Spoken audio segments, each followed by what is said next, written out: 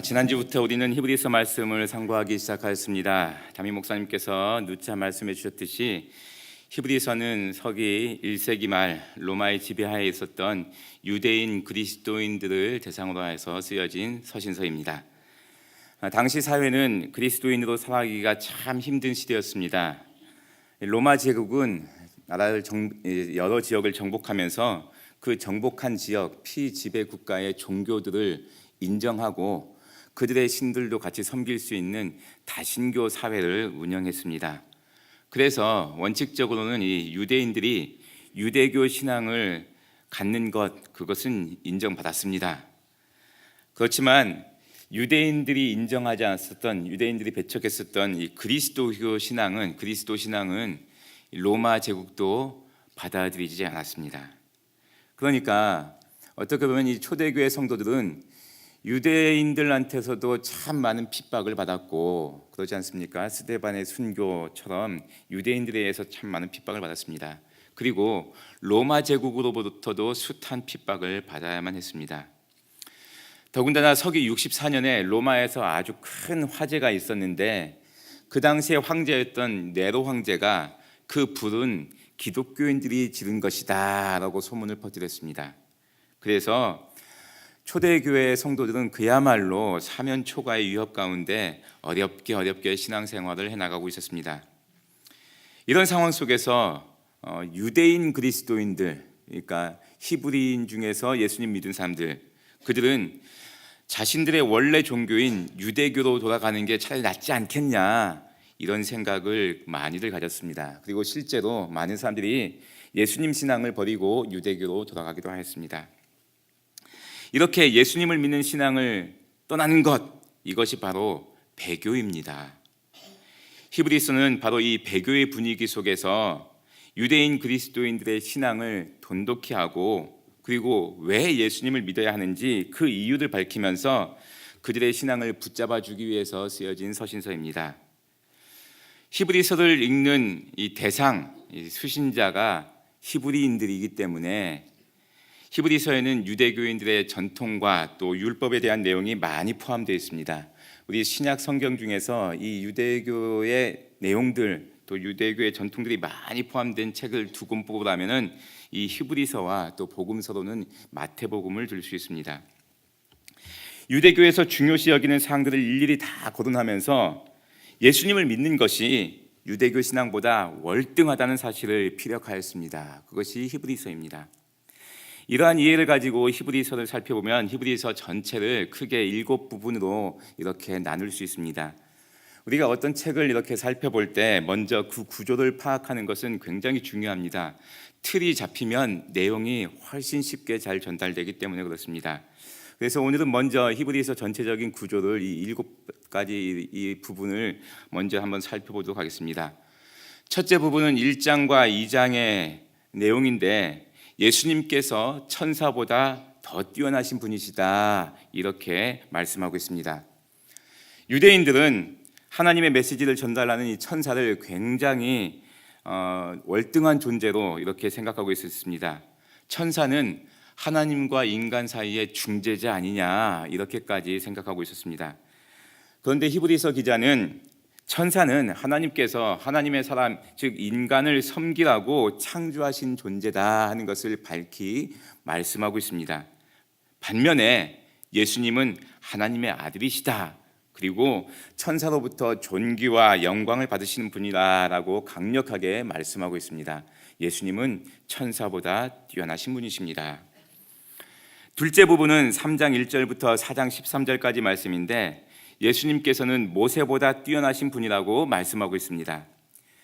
여러분께서 익히 아시듯이 모세는 유대인들에게 출애굽의 역사를 이끌었던 민족의 지도자이고 히브리 민족, 즉 유대 민족의 정체성을 확고하게 세워준 인물이고 그들에게 율법을 전해준 사람입니다. 그래서 율법을 대표하는 인물입니다. 모세와 비교할 사람은 아무도 없습니다. 그런데 히브리서 기자는 모세는 굉장한 일을 했지만 그 역시 하나님의 집의 종이었다, 사환이었다, 심부름꾼이었다, 이렇게 말씀하고 있습니다. 맞는 말씀이죠. 반면에 예수님은 하나님의 아들로서 모세로부터 섬김을 받아야 되는 주인이시다, 이렇게 설명하고 있습니다. 예수님은 모세보다 뛰어나신 분이십니다. 셋째 부분은 4장 14절부터 5장 10절까지 말씀인데, 예수님께서는 아론보다 뛰어나신 분이라고 말씀하고 있습니다. 유대교 신앙의 핵심은 바로 하나님께 드리는 제사 제도입니다. 그리고 이 제사를 집례하는 제사장들은 거룩히 구별된 굉장히 존경받는 그런 인물들이었습니다. 아론은 이 제사장들의 대표입니다. 그런데 히브리서 기자는 아론은 사람들 가운데서 하나님께서 택하여 세워서 그래서 제사장으로, 대제사장으로 세운 사람일 뿐이다. 그도 또한 연약한 인간이다. 아론도, 즉 제사장도 잘못을 범했을 때는 자기 자신을 위해서 속죄의 제사를 드려야 되는 부족함이 많은 인간이다, 이렇게 말씀하고 있습니다. 반면에 예수 그리스도께서는 지극히 높으신 하나님의 대제사장으로서 영원한 대제사장이시며, 또 그 대제사장이시며 우리의 모든 사정을 다 아시고, 또 우리의 모든 감정들, 우리의 모든 인간의 고민들을 다 직접 겪으시고 체휼하시고 대제사장직을 수행하시는 분이시다 하고 밝히 설명하고 있습니다. 예수님은 제사장인 아론보다 월등하신 분이십니다. 넷째 부분은 히브리서 5장 11절부터 7장 28절까지 이르는 말씀으로서 아론보다 뛰어나신 이 예수 그리스도께서는 멜기세덱의 반차를 따라서 오신 대제사장이시다라고 설명하고 있습니다. 멜기세덱은 성경에 딱 한 번 언급되어 있습니다. 오늘 이 히브리서까지 살피면 두 번이라고 할 수 있는데, 멜기세덱은 아브라함이 조카 롯을 구출하기 위해서 전쟁을 치르고 롯을 구출해서 돌아올 때 그 아브라함을 만나서 축복해 주었던 살렘 왕입니다. 멜기세덱의 축복을 받은 아브라함은 멜기세덱에게 10분의 1, 즉 11조 예물을 드렸습니다. 여러분, 그런데 이스라엘에 있어서 이 아브라함은 믿음의 조상입니다. 그런데 이 믿음의 조상인 아브라함이 멜기세덱에게 축복을 받았다, 축복 기도를 받았다 하는 것은 멜기세덱이 아브라함보다 훨씬 높은 존재이다 하는 것을 드러내는 것입니다. 더군다나 아브라함은 제사장 가문인 레위 지파의 조상이기도 합니다. 그렇죠? 레위 지파의 조상입니다. 그런데 아브라함이 멜기세덱에게 11조를 드렸다는 것은 이 멜기세덱이야말로 유대교의 제사장들, 그리고 그 제사장들의 대표인 대제사장보다 훨씬 높은 분임을 증명하고 있는 것입니다. 히브리서 기자는 예수님이 바로 이 멜기세덱의 반차, 이 멜기세덱의 이 연줄, 족보를 따라서 오신 분이시며 모든 사람들로부터 존귀와 영광을 받으실 분이라고 설명하고 있습니다. 그리고 다섯째 부분은 히브리서 8장의 말씀입니다. 여기서는 첫 언약보다 더 나은 새 언약을 주신 예수님에 대해서 설명하고 있습니다. 하나님께서는 모세의 율법을 통하여 성전의 성소에서 제사를 드리면 그 죄를 다 용서해 주시겠다고 말씀해 주셨습니다. 히브리서 기자는 이 약속, 이 하나님께서 죄를 용서해 주시겠다는 이 약속을 옛 약속이라고 구별하여서 부르고 있습니다. 그런데 예수님께서는 참된 성소의 또 참된 장막인 하늘나라에서 영원한 대제사장으로서 우리를 위해서 중보자가 되셨고, 하나님께서는 이 예수님을 새 언약의 중보자로 삼으셨다라고 말씀하고 있습니다. 예수님께서 드리신 제사는 영원한 속죄가 이루어지는 새 언약의 제사입니다. 예수님은 우리에게 새 언약을 주신 분이십니다. 여섯 번째 부분은 히브리서 9장에서 10장까지의 말씀입니다. 여기서는 성전과 제사의 완성을 이루신 예수님에 대해서 설명하고 있습니다. 율법으로 말미암은 성전은 하나님의 말씀을 따라서 손으로 만든 구조물이었습니다. 굉장히 튼튼하게 만들었습니다. 성전 이전에 사실은 성막도 천으로 만들었지만 굉장히 튼튼하게 견고하게 만들었습니다. 그런데 아무리 튼튼하게 만들었다 하더라도 사람의 손으로 만든 것은 무너질 수 있습니다. 찢겨질 수 있습니다. 실제로 예루살렘 성전 무너졌습니다. 불완전하다는 겁니다. 이게 완전한 게 아니라는 겁니다. 그리고 제사는 죄를 지을 때마다 그리고 해마다 반복해서 드려야 했습니다. 제사를 드릴 때마다 매번 희생 제물을 필요로 하였습니다. 이것도 마찬가지로 완전한 제사가 아니었기 때문에 그렇습니다. 즉, 이 땅에 세워진 성전은 하나님께서 계획하시는, 하나님께서 말씀하시는 원래 성전의 모형일 것이고, 또 이 땅에서 드리는 제사는 하나님께서 생각하시는 그 제사의 모형이다라고 설명하고 있습니다. 그런데 이제 예수님께서 우리에게 오셔서 사람의 손으로 지은 성전이 아닌 하늘의 참된 성전으로 우리를 인도하신다라고 말씀하고 있습니다. 그리고 친히 예수님께서 십자가에서 죽으심으로 완전한 희생 제물이 되셨고 완전한 제사를 드리셨다라고 설명하고 있습니다. 이제 더 이상의 희생 제사, 희생 제물은 필요치 않다는 것입니다. 우리가 이 예수님을 믿음으로 우리는 언제든지 담대히 하나님 계신 그 성전에, 그 성소에 나아갈 수 있게 되었다라고 설명하고 있습니다. 이제 일곱째 마지막 부분은 히브리서 11장과 12장까지의 말씀입니다. 히브리서 서신의 마지막 부분인데, 이제 예수님께서 어떤 분이신지, 예수님께서 얼마나 대단하신 분이시고 위대하신 분이신지 잘 설명했으니까 이제 이 예수님만을 믿고서 잘 살자 하는 권면의 말씀, 당부의 말씀으로 마무리 짓고 있습니다. 배교의 시대였습니다. 믿음이 약해집니다. 그런데 우리의 믿음이 약해지지 않도록 우리보다 더 어려움을 겪었었던 믿음의 조상들이 있지 않느냐. 그래서 믿음의 조상들의 이름들을 나열하면서 그들이 그렇게 어려움 중에서도 끝까지 믿음 붙들었던 것을 기억해라 라고 권면하고 있습니다. 그리고 인내함을 가지고 당신들 앞에 있는 믿음의 경주를 끝까지 달려나가라 이렇게 권면하고 있습니다. 힘드십니까? 그러나 우리 못지않게 힘들었던 믿음의 조상들이 있지 않습니까? 그들이 견뎠는데 여러분도 견뎌야 되지 않겠습니까? 이제 인내함을 가지고 끝까지 믿음 붙들고 삽시다 이렇게 말씀하고 있는 겁니다. 이렇게 우리가 히브리서 전체적인 틀을 7단계로 나눠서 한번 살펴보았습니다. 사랑하는 성도 여러분, 비록 시대는 달라졌지만 어느 시대이든지 간에 예수님을 믿는 것은 참 힘듭니다. 여러분은 어떤 시대에 예수님을 믿기 참 좋았다는 시대가 언제 있습니까?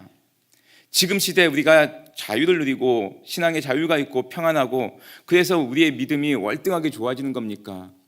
아니면 100년 전에 이 땅에서 살았던 우리의 조상들의 믿음, 참 믿음 생활을 하기 힘들었는데 그때 믿음은 더 힘들었던 것, 더 어려웠던 겁니까?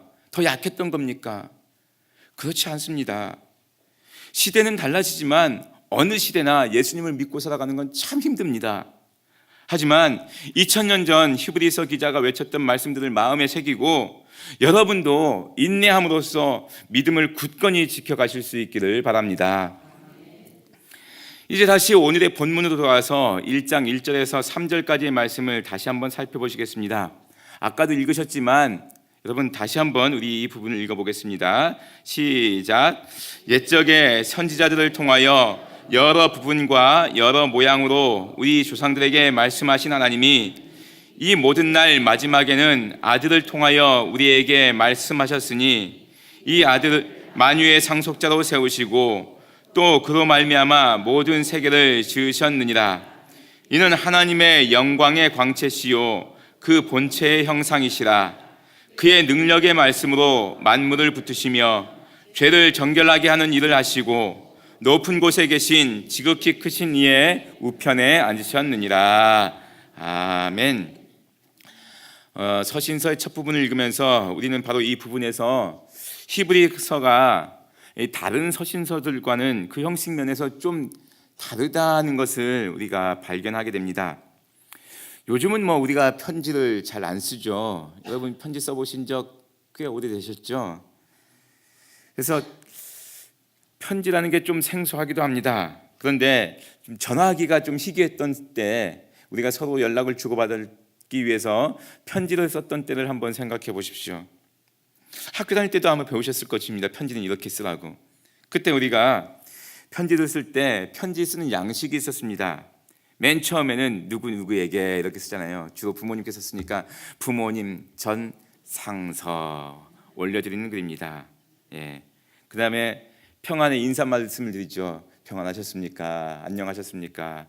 인사 말씀드리고, 그리고 구구절절하게 이 편지를 쓰는 이유, 내용을 다 적습니다. 그리고 나서 맨 끝에 소자 박은석 올림 뭐 이런 식으로 이제 자신의 이름을 씁니다. 로마 시대에 편지 쓰는 양식도 있었습니다. 그때 편지 쓰는 양식은 먼저 누가 편지를 쓴다 하는 것을 먼저 밝힙니다. 누가 쓰는 편지인지. 그래서 여러분 바울 서신을 보시면 누구 나 바울은 이렇게 씁니다. 예. 먼저는 쓰는 사람 이름을 밝히고 그 다음에 받는 사람 이름을 밝힙니다. 어느 누구에게, 에베소 교회에게, 빌립보 교회에게, 디모데에게 편지 쓰노니 이렇게 씁니다. 그 다음에 그 안부의 말, 평강이 있을지어다, 은혜와 평강이 넘칠지어다 이렇게 하고 나서 그 다음에 내용을 적고 그 다음에 또 인사말로 마무리를 짓습니다. 바울 서신서들 보면은, 그리고 베드로 서신인 베드로 전후서, 요한 서신서, 요한 1, 2, 3서 보면은 이 양식들을 잘 지키고 있습니다. 그런데 히브리서 1장 1절 딱 보시면 그 내용이 없습니다. 예. 여러분 제 얼굴 보지 마시고 한번 보시겠습니까? 예. 누가 썼는지 그리고 누구에게 썼는지 없습니다. 예. 곧바로 들어가고 있습니다. 기록자가 누구인지 또 받는 대상이 누구인지 밝히고 있지 않습니다. 우리가 그냥 히브리서 그러니까 히브리인들에게, 유대인들에게 썼다 이렇게 우리가 받아들이고 있는 겁니다. 여러분 이 편지를 쓰는 기록자가 글 쓰는 양식을 몰라서 썼겠습니까? 글 쓰는 양식을 모르는 사람이 이렇게 긴 이 장문의 편지를 쓰기 어렵지 않겠습니까? 알고 있었습니다. 그런데 제 느낌에 문안 인사를 나누고 그리고 평안의 인사를 나누고 이렇게 이야기를 하고 그럴 여유가 없는 겁니다.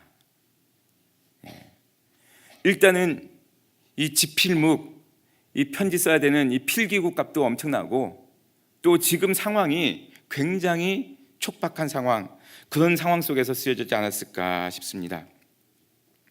그만큼 지금 서신서를 쓰는 이 상황이 굉장히 다급한 상황이었다 하는 느낌을 주게 하는 이 내용이 히브리서 1장 1절에 보여지는 겁니다.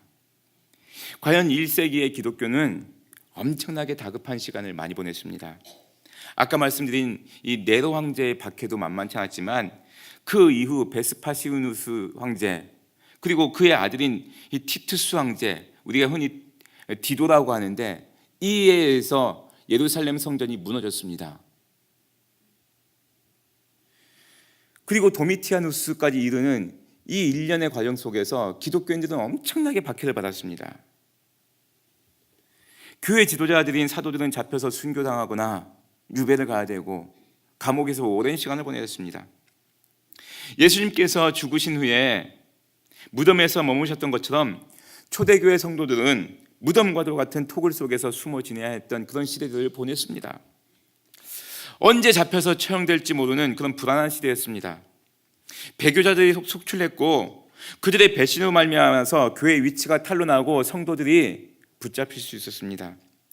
이 일촉즉발의 위기 상황 속에서 성도들의 믿음을 굳세게 하기 위해서 쓰여진 서신서이기 때문에 인사말 대충 생략하고 군더더기 말 대충 생략하고 곧바로 본론으로 들어간 것 아닌가, 이런 느낌을 받게 해줍니다.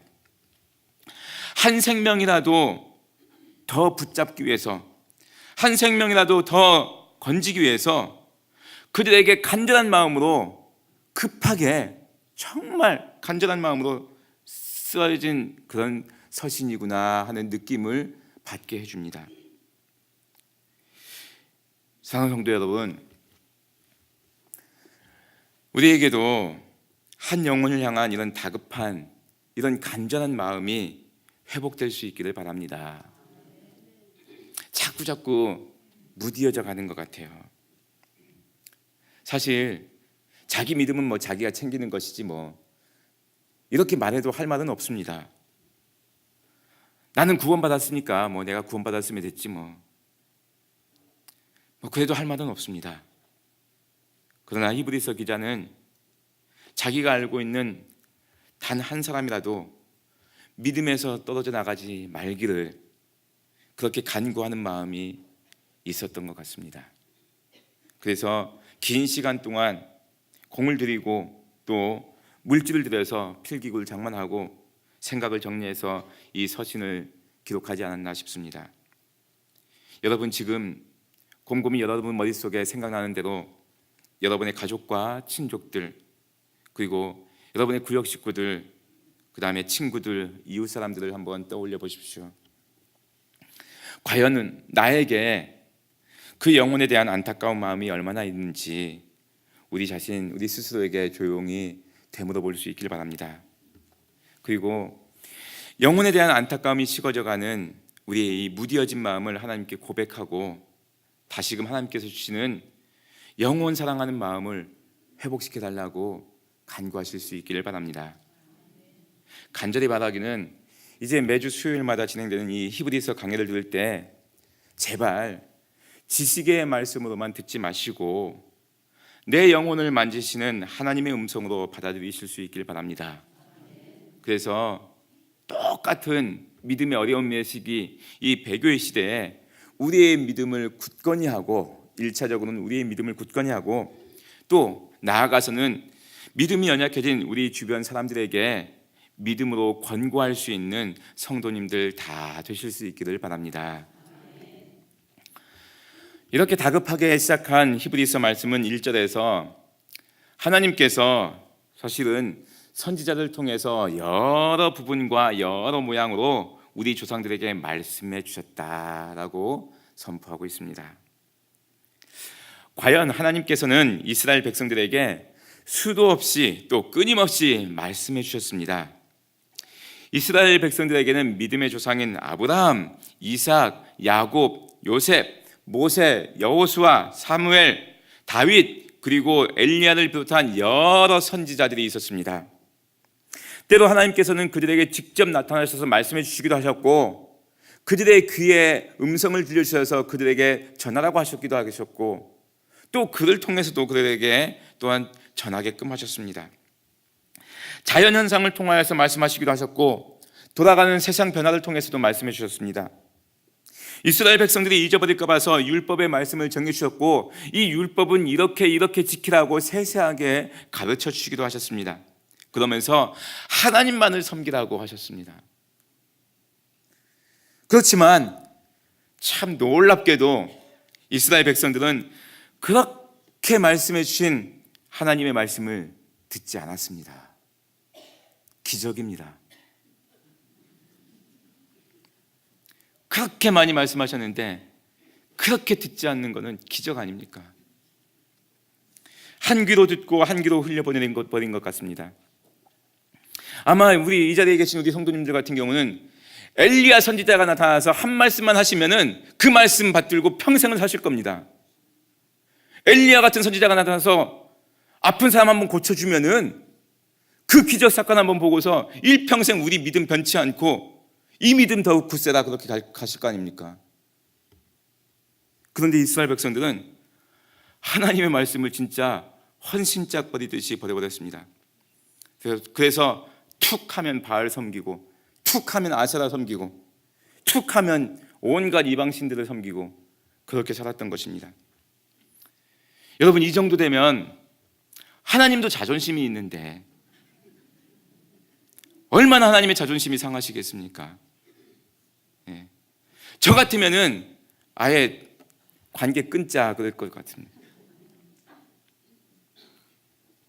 그럼에도 불구하고 하나님은 진노하지 않으시고 이스라엘 백성들에게 계속 말씀해 주셨습니다.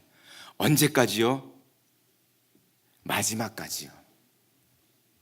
그 마지막이 언제인가 하는 것이 오늘 2절 말씀에 나와 있습니다.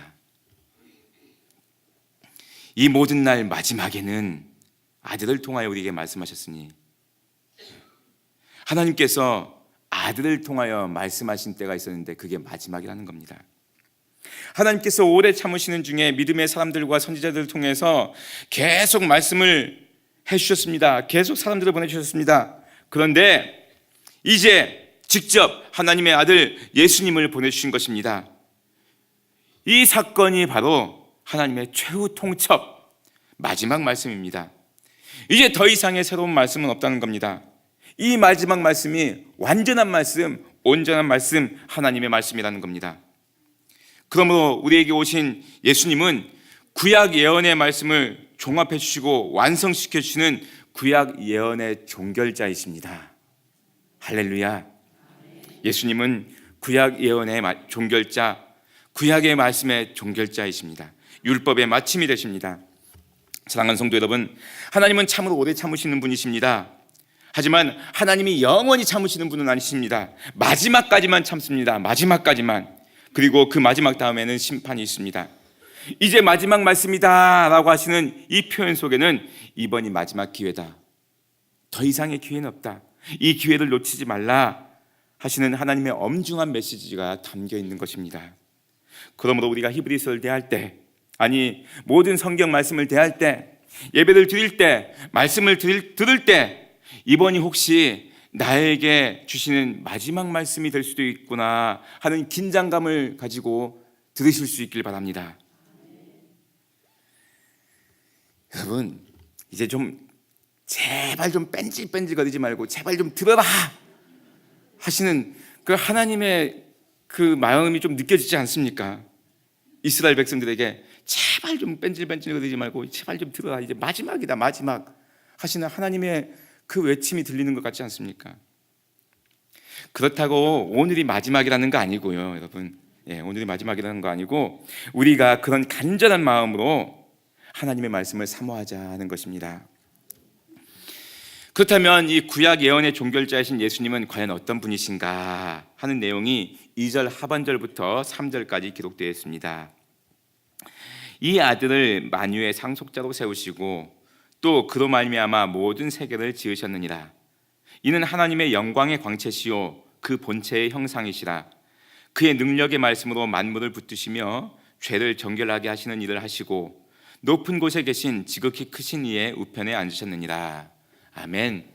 이 내용을 정리해 보면 예수님은 만유의 상속자이시며 모든 세계의 창조자이시고 하나님의 영광의 광채, 하나님의 본체이시고, 그리고 예수님은 능력의 말씀으로 만물을 붙드시며 우리 죄를 정결케 하시는 분이시고 하나님 보좌 우편에 앉아 계신 분이십니다 하는 겁니다. 이 말씀을 따라서 우리가 이렇게 신앙을 고백할 수 있겠습니다. 사랑하는 성도 여러분, 첫째로 예수님은 세상 모든 것의 주인이십니다. 예수님께 속하지 않는 것은 아무것도 없습니다.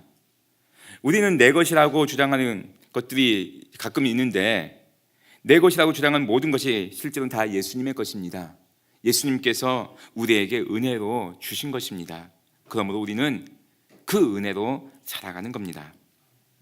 둘째로 예수님은 세상 모든 것의 창조자이십니다. 예수님께서 다 만드셨습니다. 예수님께서 세상 모든 것을 창조하셨기 때문에 예수님은 세상 모든 것을 다 아십니다. 무엇이 잘못됐는지, 어디가 아픈지, 어디가 고장이 났는지 예수님께서 속속들이 다 아십니다. 그러므로 여러분의 마음과 몸의 아픔과 고통들 예수님께 다 가지고 나오십시오. 예수님이 다 아십니다.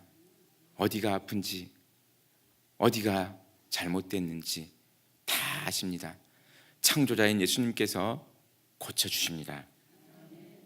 셋째로 예수님은 하나님의 영광의 광채시요 그 본체의 형상이라고 그러셨습니다. 그러니까 예수님은 곧 하나님이십니다 하는 믿음의 고백입니다. 우리의 지식으로 다 이해할 수는 없지만 우리가 믿음으로 받아들이는 우리 기독교의 핵심 교리가 바로 이것입니다. 삼위일체 하나님. 예수님께서 우리에게 말씀하셨다는 사실은 곧 하나님께서 우리에게 말씀하셨다는 것입니다. 예수님께서 우리를 위해 죽으셨다는 것은 하나님께서 우리를 살리기 위해서 하나님의 생명을 내어놓을 만큼 우리를 사랑하신다는 것입니다. 하나님의 생명만큼 여러분의 생명을 소중히 여기신다는 것입니다. 그 고백 안에서 우리는 하나님만큼 존귀한 사람들입니다. 넷째로, 예수님은 말씀으로 만물을 지키시고 돌보시며 섭리하시는 분이십니다. 세상 돌아가는 것에 여러분 너무 걱정하지 마십시오.